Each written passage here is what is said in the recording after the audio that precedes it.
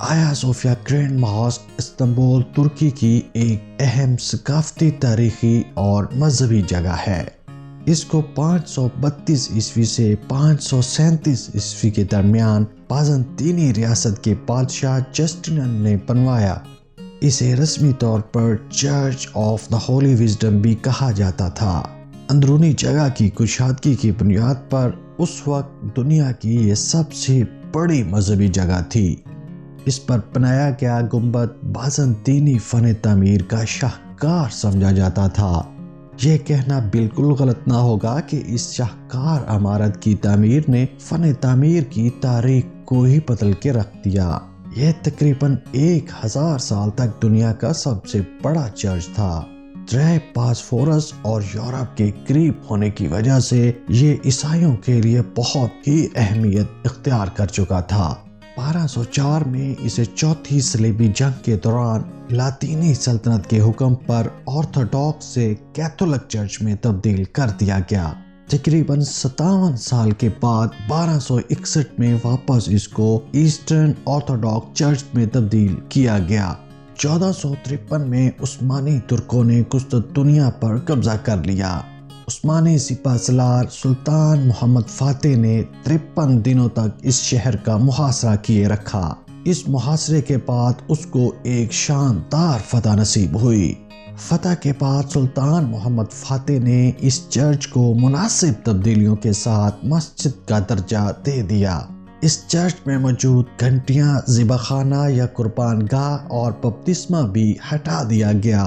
حضرت عیسیٰ علیہ السلام اور حضرت مریم علیہ السلام کے مجسمہ بھی ہٹا دیے گئے۔ اسی دورانیہ میں 4 مینار، 1 منبر اور محراب بھی بنایا گیا۔ 1000 سال کے بعد یہاں پر اذان کی آواز گونجی۔ 1847 سے 1849 عیسوی کے دوران سلطان عبدالحمید اول کے حکم پر اس کی مرمت کا کام کیا گیا۔ گنبد کو لوہے کی زنجیر کے ساتھ مضبوط کیا گیا۔ مسجد کی اندرونی اور بیرونی تزئین و آرائش کا کام بھی نہایت خوبصورتی سے سر انجام دیا گیا۔ اطراف میں موجود میناروں کی مرمت کی گئی اور ان کی اونچائی کو بھی برابر کیا گیا۔ اس کے ساتھ ساتھ یہاں پر ایک مدرسہ بھی بنایا گیا جہاں پر مسلمان بچوں کو اسلامی تعلیم سے آراستہ کیا جاتا تھا۔ 1931 تک اس کمپلیکس کو مسجد کے طور پر ہی استعمال کیا جاتا رہا۔ 1931 سے 1934 تک عام لوگوں کے لیے اس کو بند کر دیا گیا تھا۔ 1935 میں سیکولر ریپبلک آف ترکی کے بانی مصطفیٰ کمال اتا ترک نے اس کا سٹیٹس تبدیل کر کے اس کو میوزیم کا درجہ دے دیا۔ عدم توجہ کی وجہ سے یہ عمارت خستہ حال ہوتی چلی گئی، حتیٰ کہ WMF ورلڈ مونومنٹ فنڈ نے 1996 اور 1998 میں اس کو اپنی واچ لسٹ میں بھی شامل رکھا۔ اس کی کاپر سے بنائی گئی چھت میں بہت سی دراڑیں آ گئیں۔ WMF نے ایک بار پھر 1997 سے 2002 تک اس کی مرمت کے لیے خاطر خواہ فنڈز جاری کیے جس سے اس کی بحالی ممکن ہو سکی۔ 2014 میں آیا صوفیہ ترکی کی دوسری سب سے زیادہ دیکھے جانے والی سیاحتی جگہ بن چکی تھی۔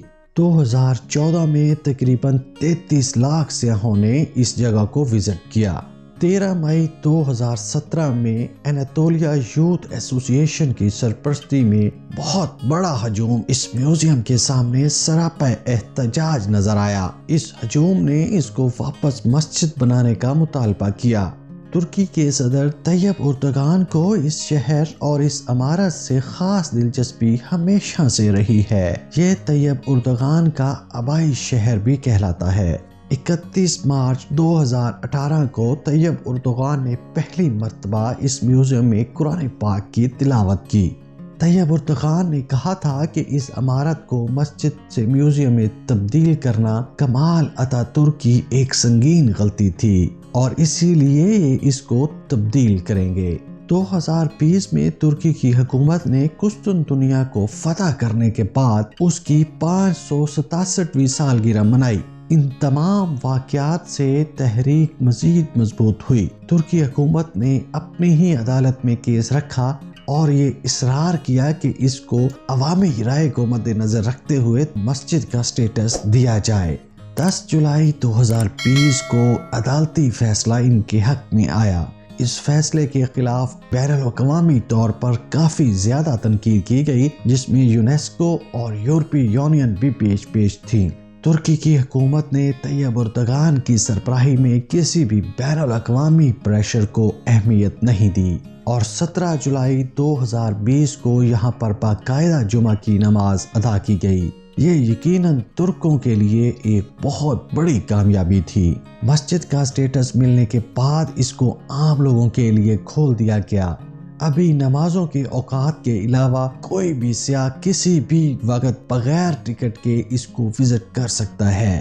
امید کرتا ہوں کہ یہ ویڈیو آپ کو پسند آئی ہوگی۔ میری درخواست ہے کہ سائٹ پہ نظر آنے والی اس ویڈیو کو بھی لازمی دیکھیں، یہ بھی آپ کے لیے بہت ہی انفارمیٹیو ہوگی۔ پلیز اگر آپ نئے ہیں تو اس چینل کو بھی سبسکرائب کر لیں۔ آپ کا بہت شکریہ۔